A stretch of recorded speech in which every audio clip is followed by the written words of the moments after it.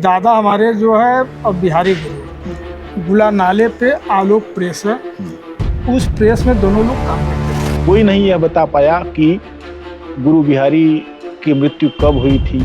बिहारी गुरु जी गाजीपुर से आए बनारस में कमाने के लिए और बनारस के ही होकर रहे। बिहारी गुरु का भूलते भटकते मिटते लिखते 4 लाइन का बिरहा हमारे पास है। दोनों लोग जब बिरहा की शुरुआत जब ज़्यादा हुई, जब पहले कहाँ ढोलक धर्मिया ये सब फरियाद पीटते थे और घगरी पीटते थे, अपना घर में लोग गा बजा रहे हैं। अपने दादा के बारे में बात करती थी, उनका करताल रखा हुआ है, फोटो रखा हुआ है उनके मकान में। हम मांगे बहुत लेकिन इन्होंने दिया नहीं।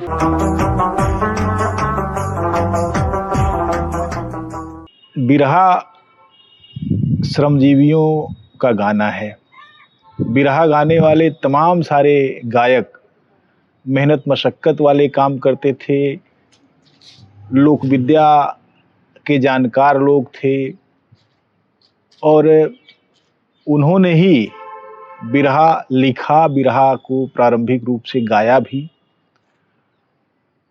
बनारस में जो अखाड़े हैं उसके आदि गुरु बिहारी, उनके बारे में कहा जाता है कि वे स्वयं एक राजमिस्त्री के रूप में बनारस आए थे। उनका जन्म लगभग 1870 के आसपास गाजीपुर जिले के गोपालपुर गांव में हुआ था और यह जगह औड़िहार के पास पड़ती है। कुछ लोग बताते हैं कि औड़िहार के ही पास एक बाजार का नाम बिहारीगंज डगरा है, जो संभवतः उनके नाम पर है। इसके बारे में पक्की खबर नहीं है, लेकिन बिरहा गायक सामू यादव प्रायः उस मंदिर में जाते हैं जिसमें बिहारी जी की भी एक छोटी सी प्रतिमा रखी हुई है और उस मंदिर से उनका भावनात्मक रिश्ता भी रहा है। बिहारी एक सामान्य किसान परिवार में जन्मे, लेकिन संभवतः उनके परिवार में इतनी काश्त नहीं थी जिससे उनकी आजीविका अच्छी तरह चल जाती हो। यह भी नहीं पता कि बिहारी जी के परिवार में और कौन लोग थे, उनके कितने भाई थे। अगर वे बनारस चले आए तो उनके बाकी भाई क्या वहीं रह गए, उनकी संततियां वहाँ हैं या नहीं हैं, इसके बारे में कोई खास तफसील हमको नहीं पता है। इतना पता है कि अपनी युवावस्था में ही वे बनारस चले आए और यहाँ रहकर भवन निर्माण के काम से जुड़ गए। भवन निर्माण के काम में ही उनके शिष्यों में प्रमुख गणेश भी लगे हुए थे, जो छोटी पियरी के निवासी थे, और संभवतः पत्तू भी इसी काम से वाबस्ता थे। हालांकि उनके बारे में कहा जाता है कि वे आलोक प्रेस में काम करते थे। यह जानकारी पत्तू गुरु के पौत्र विष्णु यादव देते हैं। दादा हमारे जो है अब बिहारी गुरु गुला नाले पे आलोक प्रेस है, उस प्रेस में दोनों लोग काम करते थे और वहीं पे लोग किराए पर रहते थे। और वहाँ से दादा और बिहारी गुरु आते थे ये लक्ष्मी कुंड में गोपाल जी गिरी महाराज थे। वो शाम को प्रवचन वगैरह करते थे और वो प्रवचन जो होता था, दोनों लोग आते थे प्रतिदिन, काम से जब खाली होते थे आते सुनते थे। बिहारी जी पढ़े लिखे नहीं थे, लेकिन प्रवचन और कथाओं को सुनकर उन्होंने तमाम सारी चीज़ों के बारे में काफ़ी ठोस जानकारी जमा कर ली, जिसको आगे चलकर उन्होंने बिरहे में ढाला।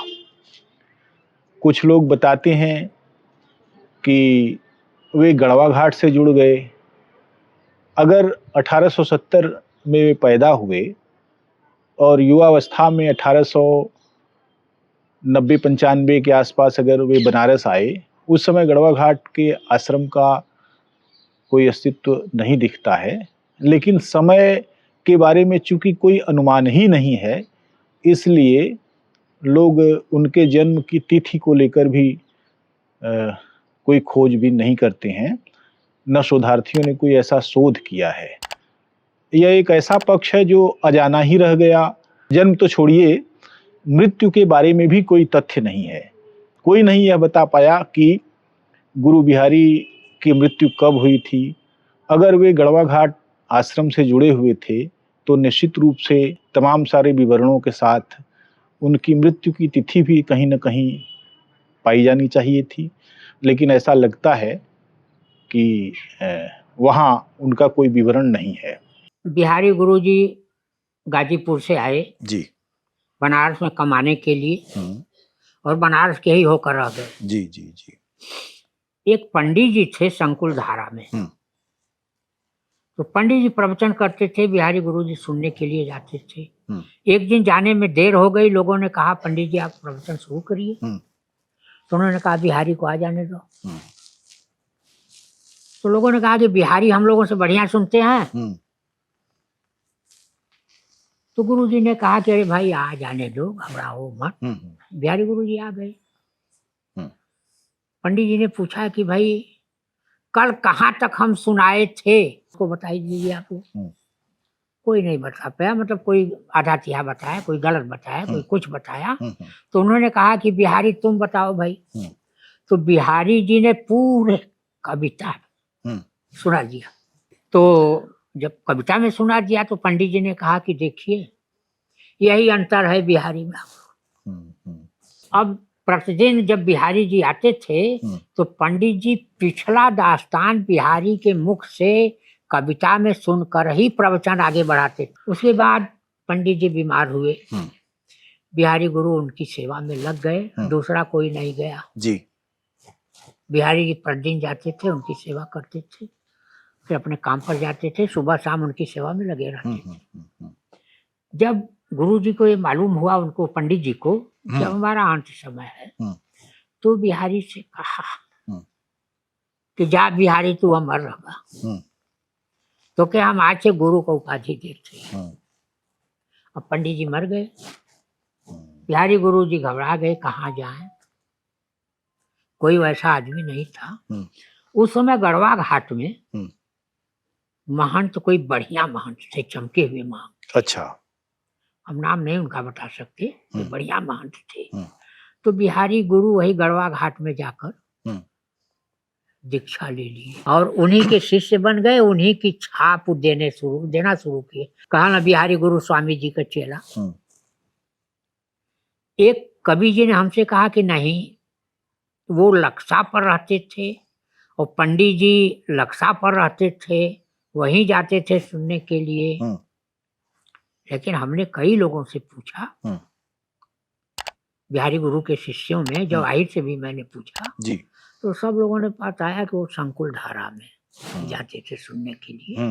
बनारस में मठों में होने वाले कथा कीर्तनों को सुनकर बिहारी जी ने अपना बौद्धिक विकास किया तो जरूर, लेकिन उनका काव्य गुरु कौन था, किससे उन्होंने कविता लिखना सीखा या किसने उनकी कविताओं को सुधारा, इसके बारे में भी कोई जानकारी नहीं मिलती है।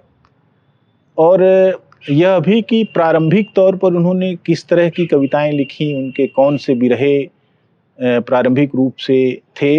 लेकिन इतना ज़रूर है कि 2 कड़ी के बिरहे थे जो बिहारी जी लिखा करते थे उस समय। अब वे किसी न किसी धुन में सुरक्षित होंगे जो बिरहिए लंबे समय तक गाते रहे हैं, लेकिन उस पर उनकी कोई छाप नहीं दिखाई पड़ती। मसलन यही रात सुतले सिजरिया पे छोड़ गई न हो, ये बुद्ध द्वारा यशोधरा को छोड़कर घर से निकल जाने का जो आख्यान है, उसी को उन्होंने बिरहा में ढाल दिया होगा। हो सकता है उसके बाद ये धुन आई हो, लेकिन अनपढ़ बिरहियों द्वारा इस तरह के तमाम सारे प्रसंगों को अपने बिरहे में समाहित करना, अपने धुनों में समाहित करना, यह बताता है कि उनका चिंतन निश्चित रूप से ऐसा था जो पढ़े लिखे लोगों से बेहतर था, और उन्होंने अपने स्वाध्याय से वह तमाम ज्ञान हासिल किया जो लोकाचार के साथ साथ आध्यात्मिक चेतना की ओर संकेत करता है। बिहारी गुरु का भूलते भटकते मिटते लिखते 4 लाइन का भी रहा हमारे पास है। अगर कहें तो हम हाँ हाँ, सुनावें। बिल्कुल बिल्कुल बिल्कुल। अरे एकदम। बिहारी गुरु की आदि बिरहा ये है। बिरहा की जड़ यहाँ से शुरू है। धुन कहिए, चाहे लय कहिए, चाहे आदि कविता कहिए, जिस मकसद से भोजपुरी में इसको समझना चाहे समझ लीजिए। जी गाने की बोल है, बिहारी जी गा रहे हैं या सौरू मास्टर गा रहे हैं, गीत एक ही है। वह है कैसे कि बिना गुरु के बंदे ज्ञान ना होई हैं, बिना ज्ञान हो बैराग। तो बिना गुरु के ज्ञान न होई हैं, बिना ज्ञान बैराग नहीं, बिन बैराग हरि नारी जय, हरि बिन छूटे दाग नहीं, बिना दाग के कौन जीव है, जीव वाले कोई काग नहीं। कहें बिहारी चेत चेत कर गुण की गठरिया, साग नहीं बंदे बिना ज्ञान हो बैराग। ये आदि कविता है। जी। बिरहा की आदि कविता माने चाहे आदि बिरहा माने। बिहारी जी लिखते ही थे या गाते भी थे, इसके बारे में भी स्पष्ट रूप से कुछ नहीं पता चलता, लेकिन विष्णु कवि जी बताते हैं कि वे गाते भी थे। उनके शिष्य पत्तू उनके साथ ही काम करते थे और छुट्टी के दिनों में वे लोग थाली और लोटा बजाकर गाते थे और घूम घूम कर गाते थे और जोर जोर से गाते थे। इससे उस इलाके के रहने वाले लोगों को अजीब लगता था कि ये लोग क्या गाते हैं, चिल्लाते हैं, और उन लोगों ने थाने में इसकी शिकायत की। तो थाने में इन लोगों को बुलवाया गया और थानेदार ने पूछा कि तुम लोग यह क्या गाते हो, क्या शोर मचाते हो? तो उन्होंने कहा शोर नहीं मचाते, हम बिरहा गाते हैं। थानेदार ने कहा कि ठीक है, तो बिरहा गाकर सुनाओ मुझे। इन लोगों ने जब गाकर सुनाया तो थानेदार को उनका गाया बिरहा बहुत अच्छा लगा और उसने कहा ये शोर तो नहीं है, ये तो संगीत है, और खुश होकर उसने 1-1 रुपए इनाम दिया उनको। दोनों लोग जब बिरहा की शुरुआत जब ज़्यादा हुई, जब पहले कहाँ ढोलक धर्मिया ये सब थरिया पीटते थे और घघरी पीटते थे, अपना घर में लोग गा बजा रहे हैं, शाम से खाली हुए जी। और बिरहा का श्रेय जो है यही महाराज जी से ही शुरू हुआ। ये जो बात रामायण वेद पुराण की बताते थे, जो कथा पुराण की बात बताते थे, उसी पर बिहारी गुरु या दादा हमारे जो है आमने सामने वही लोग गाते थे।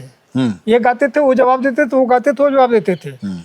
भीड़ होने लगी, कुछ लोगों ने शिकायत किया, दोनों लोग बंद हो गए, कोतवाली में बंद हो गए दिन भर। अब मजदूरी करने वाले आदमी, अब ऐसा उस समय तक ऐसा वस्त्र परिधान भी नहीं था, लोग मार्किन का आधा और मार्किन का कुर्ता पहनते थे। शाम को कोतवाल आया, कुछ लोग पहुँचे वहाँ कि भाई ये तो हमारे यहाँ मजदूरी करता है, ऐसे वैसे, तो कहीं क्यों भीड़ लगाते हो? कहीं सर हम लोग बिरहा गाते हैं। हमारी बिरहा क्या है? कैसा मनोरंजन करते हैं हम लोग, मजदूर आदमी थक के आते हैं तब ना गाते बजाते हैं। कह सुनाओ, हमको भी सुनाओ। तो फट से खड़े हुए दादा हमारे, सरकार हिंदी में सुनाई, अंग्रेजी में। कहीं यार कुछ भी सुनाओ। अब वहाँ तरह कि कैसो जान बचे, सुनाए। दादा कथा को रिझाते हैं, डियर हियर हियर डियर हियर संग नंदलाल सेक्शन है श्रेष्ठ का हिरन के। दादा शुरू किए, फिर बिहारी गुरु का नंबर आया, संस्कृत में सुनाए। मम पर रहम करो हरदम महिष मस्त गंगा धरणम। एक एक सिक्का अंग्रेज दिया। जो आज जिस मकान में आप बैठे हैं, ये उसी सिक्के का मकान है। बिहारी जी के परिवार में उनके एक पुत्र थे मूसे यादव, जो बाद में उनके शिष्य बने। उनको एक गद्दी दी गई जिसमें वे बिरहा का अखाड़ा चला रहे थे, लेकिन कुछ ही दिनों के बाद उन्होंने उसको छोड़ दिया और उनका अखाड़ा बैठ गया। हम यह जानने के लिए कि बनारस में बिहारी गुरु का घर कैसा है और उस घर में कैसे लोग रहते हैं, छोटी गैबी स्थित उनके घर गए। कहा जाता है कि थानेदार ने जो 1 रुपया दिया था, उसी 1 रुपये से खरीदी गई ज़मीन में उन्होंने घर बनवाया। अब वह घर 6 हिस्सों में बट गया है और उनके पुत्र मूसे यादव के नातियों में वो बटा हुआ है। मूसे यादव की 2 बेटियां थीं, एक रन्नो देवी थी और एक धन्नो देवी थी। रन्नो देवी बुलानाला स्थित उस जगह पर चली गईं जहां बिहारी गुरु पहले किराए पर रहते थे, बाद में वह घर उन्होंने खरीद लिया था। और धन्नो देवी को छोटी गैबी का मकान मिला, लेकिन धन्नो देवी के पति कभी वहाँ पर नहीं आए रहने के लिए, धन्नो ही वहाँ पर रहती थी। और उनके पति लल्लू यादव अपने मोहल्ले में ही रहे, उन्होंने कहा मैं ससुराल नहीं जाऊंगा, और वे कभी नहीं आए। उनके 6 बेटे थे, जिनमें से 5 अब नहीं हैं, एक अंतु यादव अभी भी हैं। बिहारी गुरु के एकमात्र पुत्र मूसे गुरु के पास 2 पुत्री, एक धन्नो और एक रन्नो। तो रन्नो हम लोग के जानकारी में वो बहुत बीमार थी यहीं पे, तो एक गुला नाले का मकान था, तो गुला नाले के मकान पे रन्नो चली गई और धन्नो यहाँ पे रही। धन्नो के 6 पुत्र थे, मदन, सदन, मोहन और अंतु, बसंतु, अनंतु, 6 पुत्र। अब उनके मकान में 6 हिस्सा हो गया, 3 हिस्सा इस तरफ हो गया, 3 हिस्सा उस तरफ हो गया। अब परिवार में मेरे समझ से वर्तमान में केवल एक लड़का उनका जो है बचा हुआ है, बाकी सब धीरे धीरे लोग स्वर्गवासी हुए और बिरहा से उन लोगों का कोई रुचि नहीं रहा। मूसे जी के तीसरे बेटे मोहन यादव की पत्नी राधा देवी अब एक्यूप्रेशर का एक सेंटर चलाती हैं छोटा सा अपने घर में ही। हमने उनसे बात की तो उन्होंने क्या बताया ये आप भी देखिए। राधा जी, आप जो है बिरहा के आदि गुरु के परिवार से संबंध रखती हैं जी। अपने बारे में थोड़ा बताइए, आपका जन्म कहाँ हुआ? मेरा जन्म हुआ खुजवा और कमच्छा में पले, सुनारपुर भी पले, लेकिन जो है बाद में सब चला गया तो खुजवा में ही पले। और तब से पापा गुजर गए, उसके बाद मेरे भाई ने शादी किया गुरु बिहारी के यहाँ परिवार में। अच्छा, तो सुन करके। हाँ, आपके जी। कितने भाई बहन? हम लोग 2 भाई 2 बहन। अच्छा। हाँ, मेरी पढ़ाई लिखाई CHS से हमने इंटर किया, कोलुआ से नर्सरी से, और कहीं नहीं गए, फिर इसी से BHU से BA कर लिए। BA किया? अच्छा, उसके बाद आप नौकरी वगैरह भी करने लगी? हाँ, नौकरी तो हम रेलवे में ज्वाइन किए थे, मेरे हस्बैंड ने करने नहीं दिया। सास बोली कि देखो ये सरकारी नौकरी करेगी, क्लर्क थे, तो तुम्हारे साथ नहीं रहेगी, तो उन्होंने छोड़ा दिया। तो हम जब मेरा सब कुछ चला गया दुकान तो हम एक्यूप्रेशर में आ गए। अच्छा, एक्यूप्रेशर आपने कहाँ से सीखा? एक्यूप्रेशर हमने इलाहाबाद से डिप्लोमा है मेरा, और RD कोठारी वालों ने हमें चाइना कोरिया तक ले गए। जब आपकी शादी हुई हाँ, और आप यहाँ आई तो ससुराल में कैसा माहौल मिला आपको? ससुराल में माहौल तो बहुत अच्छा था सर, बहुत अच्छा था। सास भी अच्छी थी। आपके ससुर भी रहे होंगे उस समय? जी, मेरे ससुर यहाँ नहीं थे, क्योंकि कहते थे हम ससुराल ही नहीं जाएंगे। अच्छा। नामी के घर में तो शादी हो गया था ससुर का, पर बास फाटक के रहने वाले हैं। अच्छा। हाँ, और रोहनिया उनका जमीन था ससुर का, वो देख के नाना ने शादी किया था सास का। मैंने ससुर मैंने मूसे ससुर सास बास फाटक ही जिंदगी बिताया। जब उनके गुजरने के बाद तभी हाँ ये ससुर आने नहीं देते रहे। अच्छा, ये जगह किसकी थी पहले? ये जगह पहले तो गुरु बिहारी की थी। अच्छा, उन्होंने ही खरीदा था, बनवाया? उन्होंने ही खरीदा था। अच्छा। तो मूसे खलीफा जो है उनके बेटे, उन्होंने इस्तेमाल किया। वो फिर चौका घाट में भी लिए थे, सुने थे यही थे जो सुने हैं। मेरे पास तो कोई रहा ही नहीं, तो क्या पता। तो हम छोटी गैबी के इस मकान में राधा देवी के घर से निकलकर उनके बाकी पड़ीदारों में गए, वहाँ कोई नहीं मिला और वहाँ से हमको कोई जानकारी नहीं मिली। बिहारी जी की पौत्री धन्नो देवी के बारे में उनकी बहू ने बताया कि वे खुद भी कविता लिखती थीं और बिरहा सुनती थीं। आसपास होने वाले बिरहों में वे शामिल हुआ करती थीं और जब बिरहिए गाते थे तो कभी कभी कुछ इनाम भी दिया करती थीं, लेकिन उन्होंने खुलकर कभी बिरहा नहीं लिखा, न उनके लिखे बिरहे को कोई गाया। अब उनका लिखा बिरहा कहाँ है यह भी किसी को पता नहीं है। तो आपकी सास कैसी थी? बहुत अच्छी थी, बहुत अच्छी थी आपसे वो, एकदम कभी थी वो बोलती थी, उनके मुंह से जो निकल जाता रहा होता था। मैंने अब आपके बहुत खूबसूरत थी सर। जी, बहुत आपकी सास जो है गुरु बिहारी की परंपरा को आगे बढ़ा सकती थी, लेकिन उन्होंने हाँ, उन्होंने अपने बच्चों से जो है ना, बच्चे नहीं आए, मेरे पति आए। मेरे पति स्टेज पे गए, गाए भी। और उन्होंने, मेरी माँ ने बोला कि सास ने, कि तुम्हारे सीने में दर्द होता है, छोड़ दो हटाइए। आपकी सास ने अपने दादा के बारे में कभी बातचीत की? अपने दादा के बारे में बात करती थी। उनका करताल रखा हुआ है, फोटो रखा हुआ है उनके मकान में। हम मांगे बहुत, लेकिन इन्होंने दिया नहीं। मेरी सास बात करती थी कि हम, हमारे ददिया ससुर वो है, अरे वो है दादा, हम उनकी बेटी है। इससे मेरे मुंह से कब क्या क्या निकलता था, लाइनिंग बताती थी, इतना बढ़िया बढ़िया। सोचते जाते थे कि इनको प्रभाव पड़ा है। गुरु बिहारी की एक समृद्ध शिष्य परंपरा रही है और उनके शिष्यों ने अलग अलग अखाड़े स्थापित किए, जिन्होंने बिरहा को पूरी दुनिया में पहुंचाया, और उनकी अपनी अपनी विशेषताएं हैं। अब तक उनके 14 शिष्यों की पहचान हो चुकी है, जिनमें रमन यादव ग्राम तरी चौका घाट वाराणसी के निवासी थे। गणेश यादव छोटी पियरी वाराणसी के निवासी थे। पत्तू गुरु नकटी रघुनाथपुर जिला चंदौली के निवासी थे। सरजू राजभर गंज सारनाथ वाराणसी के निवासी थे। अंबिका पांडे चौबेपुर धरहरा के निवासी थे। रामजतन बिंद ग्राम नोनार सकलडीहा के निवासी थे। अकलू भगत को कुछ लोग कहते हैं कि वे सादात के रहने वाले थे, कुछ लोग उनको आजमगढ़ का बताते थे, वे उनके एक शिष्य थे। जगंधू सिंह पटेल पड़ाव के आसपास के निवासी थे। शिवचंद मल्लाह मछोदरी वाराणसी में रहते थे और वे गंगा में नाव चलाते थे। मोहाल महतो पहले कजरी के अखाड़े से संबंधित थे, लेकिन बिरहे की लोकप्रियता देखकर वे इधर आए और गुरु बिहारी के शिष्य बन गए। विश्राम मौर्य सलारपुर वाराणसी के रहने वाले थे। मौला बिंद दिलदार नगर गाजीपुर के निवासी थे। टिंगरी बिंद रतराव चंदौली के निवासी थे। चटकू खलीफा सकलडीहा चंदौली के निवासी थे।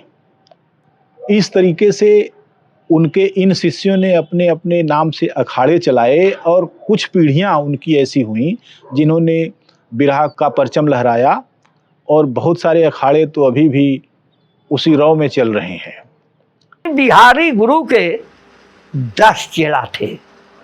रमन, पत्तू, गणेश, ये 3 लोग यादव थे। शिवचंद मल्लाह थे और सरजू खलीफा राजभर थे। अंबिका महाराज ब्राह्मण थे। चटकू खलीफा सकलडीहा के अनपढ़ रहन, उ जात के प्रजापति को हार रहन। और मुसई खलीफा रामजतन मुसई ए राजभर और वो बिंद थे।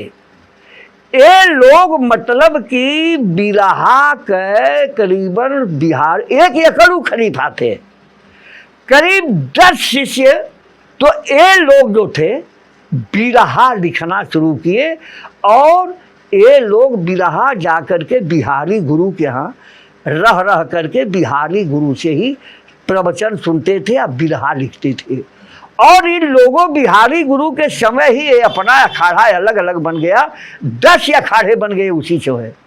और उसी अखाड़े में गणेश गुरु का अखाड़ा, पत्तू गुरु का अखाड़ा, रमन गुरु का अखाड़ा, सरजू गुरु का अखाड़ा, अंबिका महाराज का अखाड़ा जौनपुर, शिवचंद खलीफा का अखाड़ा, चटकू गुरु बहादुर चटकू ए सकलडीहा में ए अखाड़ा, रामजतन गुरु मुसई इधर पूरा बिहार में और हमारा पूर्वांचल लेते हुए ये सभी लोग, ये लोग बिरहा का एक बहुत बड़ा फुलवारी लगी और जगह जगह से लोग बिरहा सीखने लगे।